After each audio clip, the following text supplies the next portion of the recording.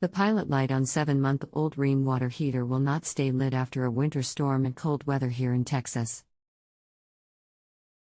The pipes are not frozen. Replace the thermocouple, but still not working. Do you know the model of your Rheem water heater? Prog 40S38 and RH62. How long has this been going on with your Rheem water heater? What have you tried so far? Discovered the problem yesterday evening. Replace the thermocouple. Anything else we should know to help you best? I don't think so. Hi, this is Eric from Just Answer. I'd like to help you with your water heater issue.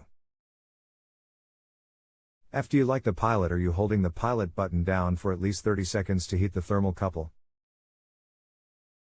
If you are and it is still not staying lit, it is possible you have a bad vapor sensor or gas valve. I hope this information was helpful to you. If you have any other questions, please feel free to ask. Thank you. If you have a home improvement or appliance question and want to chat with an expert now, visit justanswer.com/ythi.